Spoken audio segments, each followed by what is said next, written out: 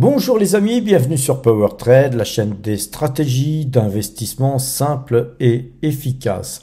Alors aujourd'hui, un petit peu avant de voir le portefeuille PowerTrade et puis tous nos portefeuilles, on va quand même aller voir une petite analyse approfondie sur le titre L'Oréal, puisque le titre L'Oréal a décroché aujourd'hui de 4,76% de baisse sur un titre de cette qualité. Ça pose question et on va aller voir tout de suite ce qu'il en est, surtout que nous avons une toute petite ligne L'Oréal et que nous souhaitions justement la consolider plus bas. Donc on va aller voir à quel prix nous passerions acheteur à nouveau sur cette valeur. Alors pour commencer, je vous ai mis là un graphique en monthly pour voir comment ce titre s'est comporté, parce qu'en fait il faut regarder aussi un petit peu les choses parfois de loin pour voir quel potentiel il peut y avoir encore sur un titre de ce genre. Quand on regarde ici en 1987, eh bien, on avait un titre L'Oréal qui cotait moins de 5 euros. Vous voyez, on avait ici, je ne sais pas, les plus bas, je crois que ça devait être 2,51 €. Vous voyez, en 87. Alors déjà, de 2,51 €, on voit que dans la même année, on l'a retrouvé à 5,87. C'est-à-dire que c'est un titre qui avait fait x2 dans la même année. Alors évidemment, sur un graphique monthly complètement aplati comme là, on peut le voir sous les yeux, on ne voit pas cette hausse si fulgurante qu'il y a eu en 87, mais néanmoins, c'est un titre qui performait déjà, malgré qu'on voyait une petite pente platounette, mais une pente quand même. Et on voit que ce titre, jusque dans les années 2000, eh bien, il a superbement performé. Ensuite, il a latéralisé pendant une petite dizaine d'années, on va dire. Donc c'est pourquoi, d'ailleurs, encore une fois, je reviens sur toujours le thème, faut-il acheter, holder, faut-il uniquement avoir une stratégie dividende, faut-il avoir des valeurs de croissance uniquement, etc., etc. C'est complètement obsolète comme discours, comme discussion. Il n'y a pas besoin de discuter de tels sujets, puisque, vous voyez, aujourd'hui, L'Oréal est vu comme une valeur de croissance. Eh bien, écoutez, vous voyez, pendant 10 ans, elle n'a jamais eu de croissance, cette valeur, en termes de prix, de valorisation. Donc, si quelqu'un souhaite faire de la DCA, par exemple, ce que je n'encourage jamais sur un titre comme L'Oréal, pendant 10 ans, vous allez vous esquinter à acheter un titre tous les mois, et pendant 10 ans, vous allez quasiment les acheter toujours au même prix, plus ou moins, puisqu'il y a des mois où forcément vous allez acheter vos actions plus chères, puis des mois vous allez les acheter moins chères, mais au bout de 10 ans, je connais peu de personnes qui vont continuer à faire ça en restant serein. En tout cas, quelqu'un de normalement constitué commencera à douter de sa stratégie. Donc, s'il vous plaît, essayez de réfléchir dans vos stratégies. Si ça vous plaît de faire ça, faites-le. Moi, j'empêche personne. Je ne cherche à convaincre personne de faire quoi ou qu'est-ce, mais je cherche quand même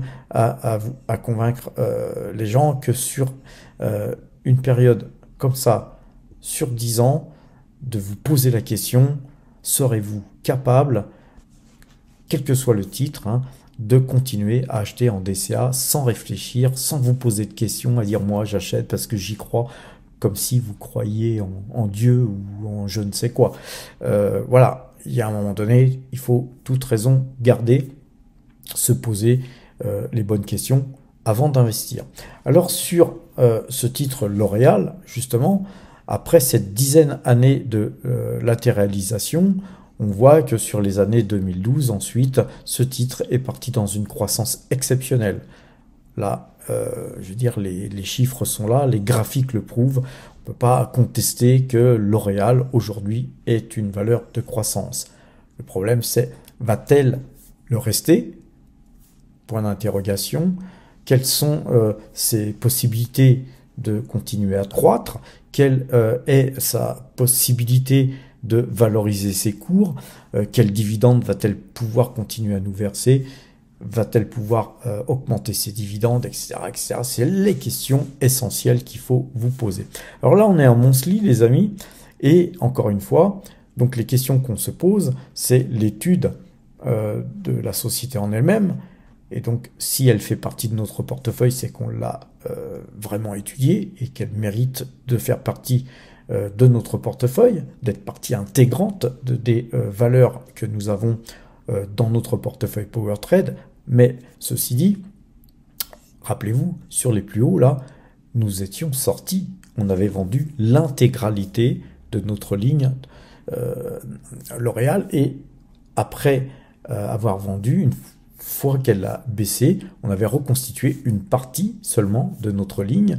Donc on a encore beaucoup de liquidités. On est capable encore d'acheter du L'Oréal si elle baisse. Mais pas en mode DCA, les amis. On ne va pas acheter parce qu'elle baisse de 5 € ou 10 €. Ça n'aurait ni queue ni tête. Hein. On n'est pas là à acheter des actions au doigt mouillé. Il faut travailler un peu, hein, les amis. On n'est pas là pour faire de la DCA sans travailler en se disant, voilà, la bourse, c'est des revenus passifs. Effectivement, ça peut être un peu passif. Ce qu'il y a, c'est que ça peut être beaucoup plus lucratif si vous réfléchissez. Donc, on va passer maintenant qu'on a regardé ce graphique en monthly, à regarder un petit peu en daily comment ce graphique se comporte-t-il. Et vous voyez qu'en daily, en fait, on est sur un trend haussier, sauf qu'on s'est bien éloigné de ce trend haussier. Hein.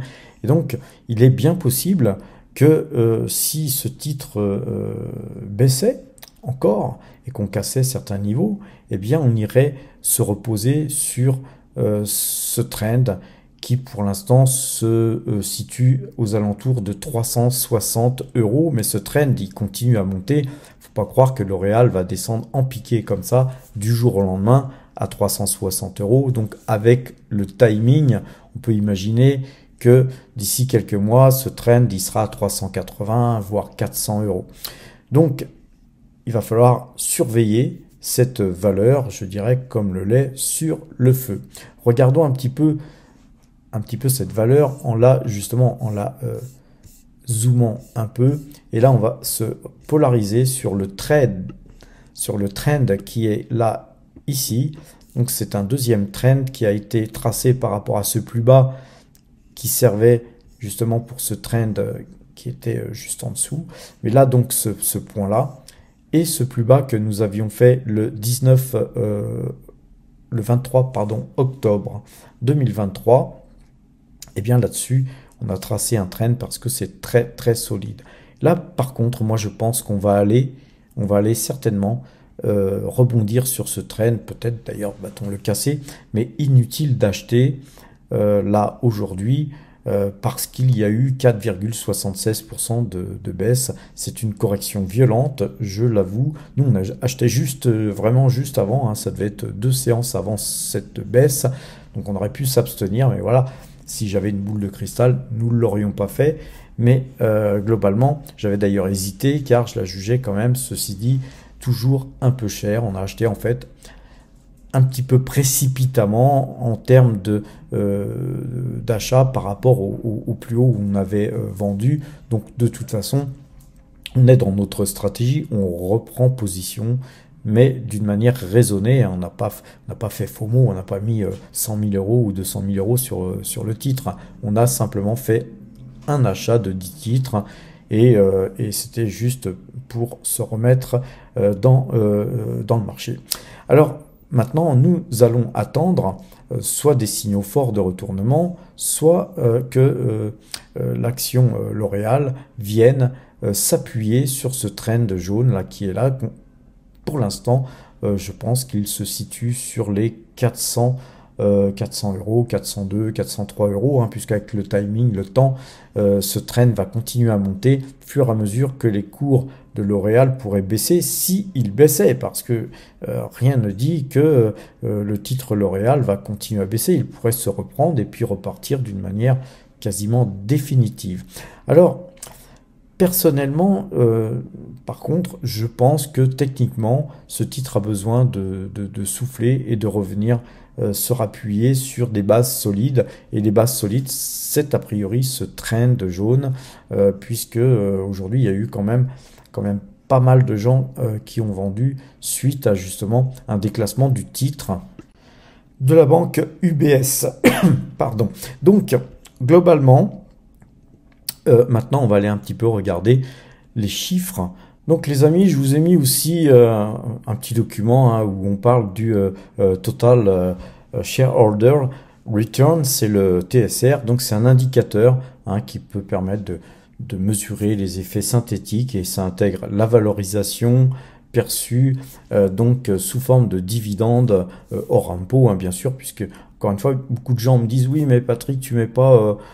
tes tableaux ne tiennent pas compte des impôts, mais mes impôts sont mes impôts. Vous avez des impôts différents. Donc, si je mettais dans mes tableaux ce que je paye comme impôt, ça vous ne servirait à rien, les amis. Un petit peu comme mon PRU qui m'est demandé très très souvent. Ça ne vous sert à rien de savoir mon PRU, ni combien je paye d'impôts. Ça m'est personnel. Et la plupart de mes actions sont sur PEA. Donc, eh bien, sur PEA, tant qu'elles restent sur PEA, les actions, elles sont à zéro impôt. Donc, si c'est ça que vous voulez savoir, la plupart de mes actions, en tout cas françaises, se situent sur PEA. Mais franchement, ça ne vous servira à rien. Alors, là, ce petit graphique là qu'on voit en bas, ça vous montre que sur 10 ans, pour 15 000 euros investis, vous aviez 122 titres et, en 2013. Hein, et en 2023, vous vous retrouveriez, si vous aviez donc réinvesti vos dividendes, avec 148 titres. Et donc, globalement, ces 15 000 euros, hein, 15 024 euros exactement, eh bien il serait devenu 63 795 euros. Donc vous voyez, en 10 ans, un investissement relativement très rentable, dois-je dire. Alors les amis, à présent, passons sur Zone Bourse afin de voir un petit peu les chiffres. Hein, on va regarder déjà le PER, hein, relativement élevé, puisqu'on a un PER de 34,6, mais voilà, sur les cours actuels, il serait de 31,6 en 2025. Et puis, on regarde depuis 2020, 2021, etc. On voit que L'Oréal a toujours eu un PER élevé. Hein, on avait même 49 en 2020, 50,8 en 2021. On a commencé à baisser hein, après la période Covid, mais on va dire que c'est à peu près normal pour une société comme L'Oréal d'avoir un PER aussi élevé. Donc rien d'inquiétant, bien que s'il pouvait baisser un petit peu avant de l'acheter, ça ne serait pas plus mal. Le rendement, il est très faible, mais vous avez un rendement qui augmente. Hein. Vous voyez qu'on était à 1,44% de rendement en 2023, on va monter à 1,56 en 2024, on sera à 1,71 en 2025, hein, tout ça c'est des prévisions, mais vous voyez que le dividende, il a une augmentation d'année en année qui fait que voilà, vous avez des revenus qui sont quand même avec L'Oréal très stables, très puissants, et donc sans inquiétude hein, qu'il soit coupé, un petit peu comme Total Energy, sauf que par rapport à Total Energy, vous avez l'avantage d'avoir une croissance de ce dividende alors que Total Energy augmente que très peu son dividende en fait. Donc une valorisation de l'entreprise au cours actuel à 424 qui n'est pas déconnant. Hein. Faut pas non plus paniquer parce qu'elle a perdu 4,76%. Voilà, c'est peut-être une opportunité, mais moi, je n'y toucherai pas tant qu'on n'y verra pas un peu plus clair. Mais regardons quand même les chiffres, hein, continuons un petit peu sur Zone Bourse à dérouler justement les choses. On voit que le chiffre d'affaires hein, en 2022, on était à 38, on est passé à 41 en 2023, 44 en prévision 2024 et 47 en prévision 2025. Donc vous voyez, on a une croissance du chiffre d'affaires extrêmement fort. Et dans les faits, hein, on va regarder les marges. Eh bien, les marges sont de 16%, quoi. Donc, c'est quand même un business rentable, hein, que de vendre du shampoing et des parfums. Alors, moi j'aime bien regarder ce petit diagramme, hein. On voit que les fondamentaux sont magnifiques, le momentum, la visibilité, le consensus un peu moins, mais on a de bons fondamentaux, on va dire, sur cette valeur, sauf que au niveau valorisation, hein, on voit qu'effectivement elle est chère, mais c'est normal, hein, ce genre de valeur se paye toujours très cher. Donc voilà, c'est donc pour moi rien d'inquiétant, encore une fois. Ce qui est important, c'est de regarder la situation bilancielle et on voit que c'est une société qui a été par le passé très peu endettée. Hein, on voit ici en 2022-2023, il y a eu un petit endettement, mais sans quoi c'est une valeur qui a toujours du cash dans ses caisses. Et puis là, on voit qu'en 2024 et 2025, eh bien, le cash va continuer de s'accumuler, ce qui veut dire que L'Oréal sera en mesure de pouvoir exécuter quelques raids et puis pourquoi pas essayer d'avoir de la croissance de par des acquisitions en achetant des sociétés qui pourraient rentrer dans son giron. Donc comme je vous l'ai dit, la dette est inexistante actuellement. Moi, ce que je regarde aussi, c'est le ROE. On voit qu'elle a un ROE de 22,6%. Hein. Donc le ROE, qu'est-ce que c'est? C'est les revenus nets divisés par les capitaux propres. Et donc, pour avoir une valorisation acceptable pour acheter un titre, il faut qu'il soit supérieur à 10, hein, obligatoirement, et si possible, bien sûr, au-dessus de 15. Alors là, c'est Byzance, et bien là, on est justement à 22,6, donc on est largement au-dessus de mes critères de sélection. Voilà, donc le nombre, pareil, d'actifs nets par action, hein, si on retire si on devait vendre la société L'Oréal en termes d'actifs, hein, d'usines, de stock, etc., c'est 60,70 €. Ça paraît peu, hein, par rapport au cours de 424, mais c'est tout à fait normal sur ce type de société, car effectivement, L'Oréal ne sera pas vendu à la casse demain, les amis. C'est une valeur qui va créer encore de la richesse, de la valeur pour ses actionnaires. Et le cash flow par action, hein, c'est l'argent cash qui est dans ces caisses. Si on devait liquider la société demain, encore une fois, eh bien on est à 16,40 € par action. Donc en fait, on a entre les actifs et le cash flow, on a 77 même euros. Donc c'est tout à fait raisonnable.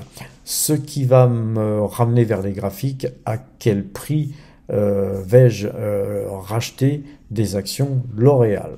Donc on retourne sur le graphique, on a un petit peu zoomé, hein, pour voir un peu plus clair, on va zoomer encore et on observe, hein, ce très très gros décrochage qui est très important. Donc quand gros décrochage il y a, on va tout de suite regarder la Bollinger et la Bollinger 18, hein, les amis, on voit qu'on l'a complètement explosé.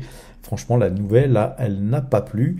Et donc, on est vraiment très loin de la bande Bollinger. C'est un titre qui devrait, je pense, demain, revenir à des prix supérieurs que la clôture que nous avons vue ce soir. Cependant, on a bien vu, hein, dernièrement, que sur Total Energy, sur Hermès, sur LVMH, les bandes Bollinger, elles n'y peuvent pas grand chose actuellement, parce que quand les mecs ils balancent du papier, eh bien ils regardent plus les graphiques, hein. Au bout d'un moment, effectivement, il y a des gens qui commencent à regarder les prix et qui se disent tiens, c'est intéressant à ce prix-là, et puis voilà, ils reviennent dedans, et c'est là que nous on recherche justement un retournement de marché sur des titres de qualité. Alors on voit que on aurait pu aujourd'hui faire un achat à l'histoire de revoir les cours, revenir dans la bande Bollinger et faire un petit coup de trading pour essayer de gagner allez, 10-12 € sur sur 10 titres ou 20 titres, mais le risque est bien trop important dans cette configuration-là, on est vraiment proche des plus hauts, pour essayer de gagner 10 fois, même 10 fois 15 euros, hein, pour essayer de gagner 150 euros, ce qu'on risque de perdre, c'est 300 ou 400 euros. Donc, l'enjeu n'en vaut pas la chandelle, les amis.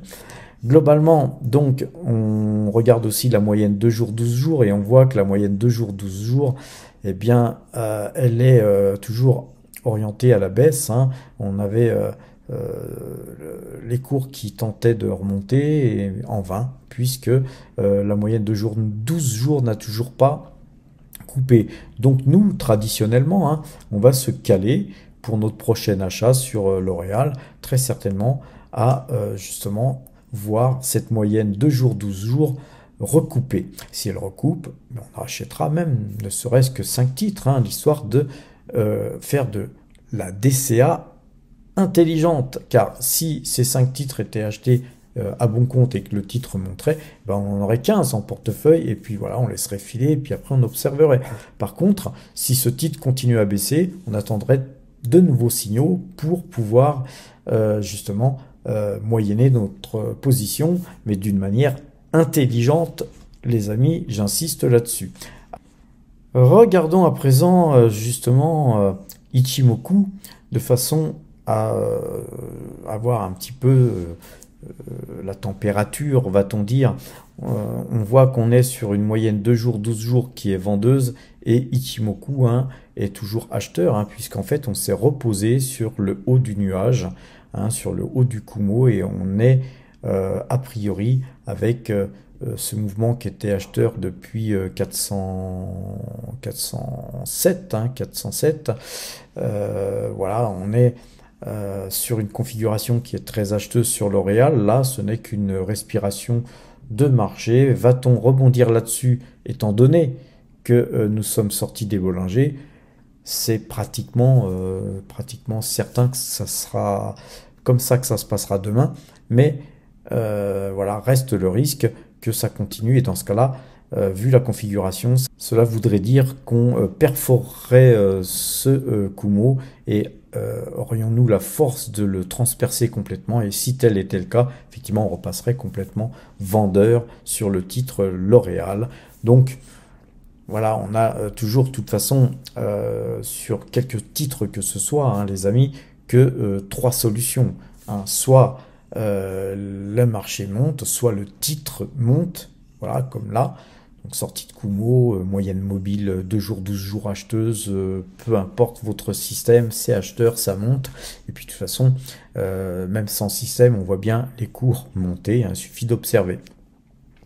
Soit les cours baissent, et dans ce cas-là, voilà, on est vendeur, soit on est acheteur, soit on est vendeur, soit les titres ou les marchés parfois latéralisent, et donc on reste dans une zone, comme on l'a vu tout à l'heure sur L'Oréal, pendant 10 ans, où le titre, eh bien, il végète dans un canal, un range plat, et dans ce cas-là, qu'est-ce qu'on fait? On essaye d'acheter dans le bas de range, et puis de vendre dans le haut de range, et puis on fait ça jusqu'à ce qu'on sorte par le haut ou par le bas du range.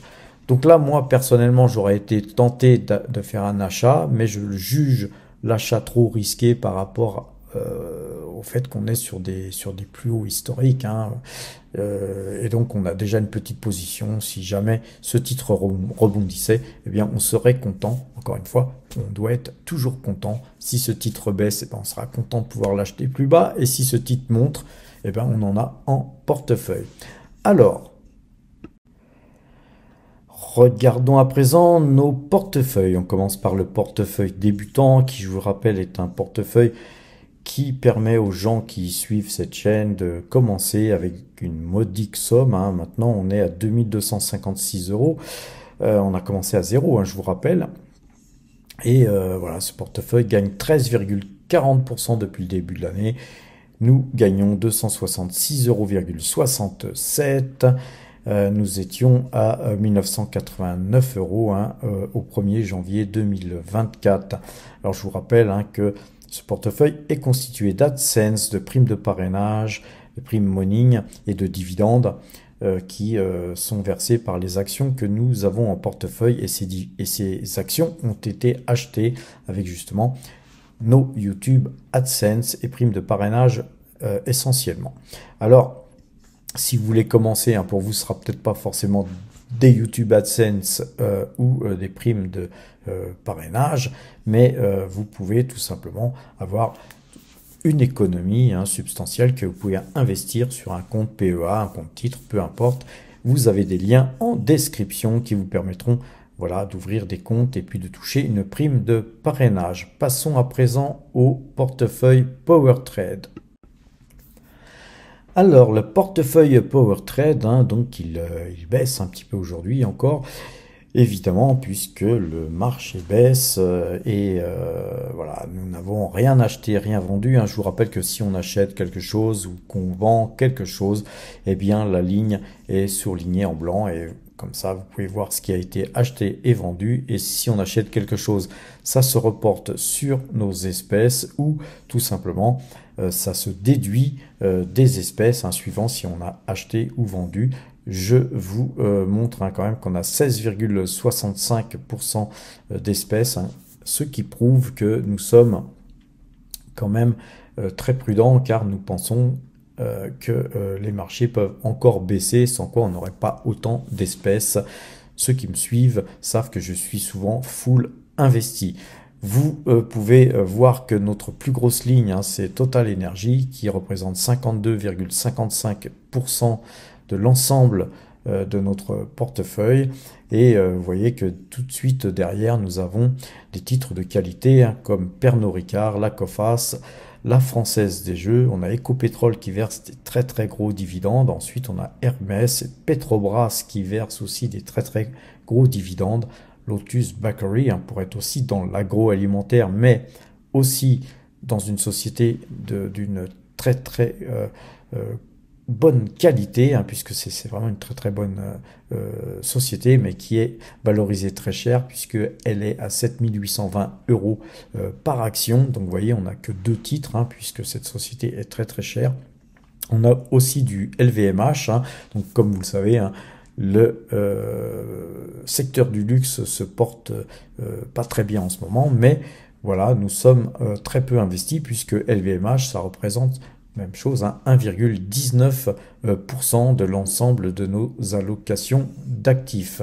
Alors, le marché américain, il est clôturé aujourd'hui, donc les actions américaines ne bougeant pas, voilà, ce portefeuille, il sera aujourd'hui très certainement le même à 22 h que maintenant. Il y a peut-être que les cryptos qui continuent à tourner.